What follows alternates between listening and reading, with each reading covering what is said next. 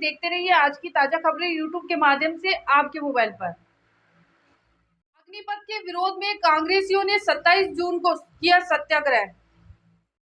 Akhil Bharatiya Congress committee के निर्देशानुसार राजस्थान प्रदेश सरकार कमेटी द्वारा केंद्र की एनडीए सरकार द्वारा देश के युवाओं के भविष्य के साथ छलावा एवं खिलवाड़ करते हुए अग्निपथ योजना के माध्यम से देश के तीनों सेनाओं वायुसेना, थल सेना एवं जल सेना में 4 वर्ष की अवधि में के लिए 17 वर्ष 6 माह से 21 वर्ष तक के युवाओं को भर्ती करने की घोषणा के विरोध में राजस्थान की सभी विधानसभा पर 27 जून 2022 को सोमवार को विरोध स्वरूप शांतिपूर्ण सत्याग्रह योजना केंद्रीय सरकार लेकर आई है और ये एक ऐसी योजना है जिसके माध्यम से पूरी हमारी फौज को खत्म किया जा रहा है।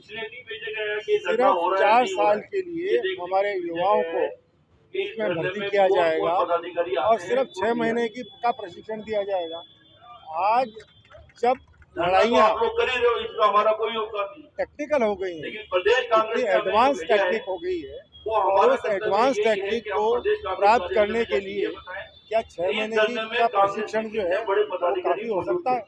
हमारी फौज जो बराबर प्रशिक्षण लेती रहती है और रेगुलर काम करती रहती है, उसकी जगह पर आप 6 महीने का प्रशिक्षण देके और सिर्फ 4 साल के लिए उनको उसमें फौज में रखेंगे। और आने के बाद अभी जो फौजी निकलते हैं वो मुश्किल से 2% फौजियों को बाहर नौकरी मिल पाती है या रोजगार मिल पाता है।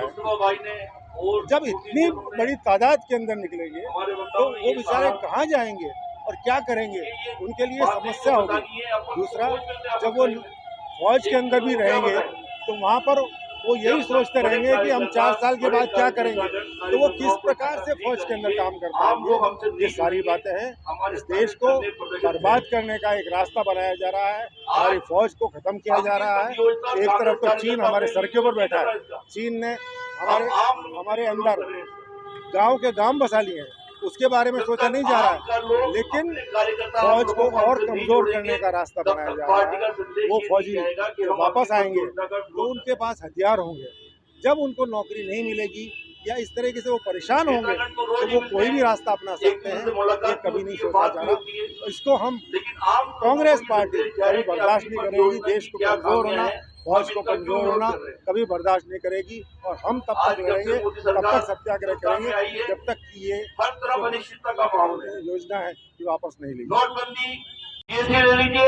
भारतीय जनता पार्टी और विशेष रूप से ये जो मोदी जी और केंद्र सरकार, मोदी सरकार शाह साहब दोनों जो है ये इस प्रकार के काम कर रहे हैं कि कांग्रेस का और कांग्रेस का नहीं, विरोधी पक्ष का कोई भी नेता जो पॉपुलर हो रहा हो, जो इनके खिलाफ सच्चाई की लड़ाई लड़ने की बात करता हो, इनसे सवाल पूछने की बात करता हो, आज नौकरियां नहीं है उनकी बात करें। उन्होंने कहा था कि हम 2 करोड़ नौकरियां हर साल देंगे, आज कहाँ है?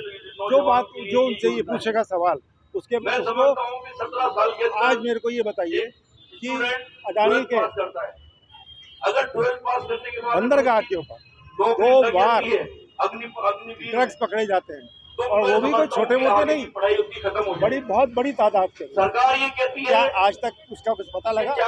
ईडी कहाँ है उनको पूछने के लिए? ईडी ने आज तक उनको बुला के पूछा कुछ नहीं। तो कहने का मतलब ये है कि सिर्फ और सिर्फ विरोधी पार्टी के नेताओं को जो भी उनसे सवाल पूछ सकता है, जो सच्चाई पे चल रहा है, उसको ये परेशान करना चाहते हैं।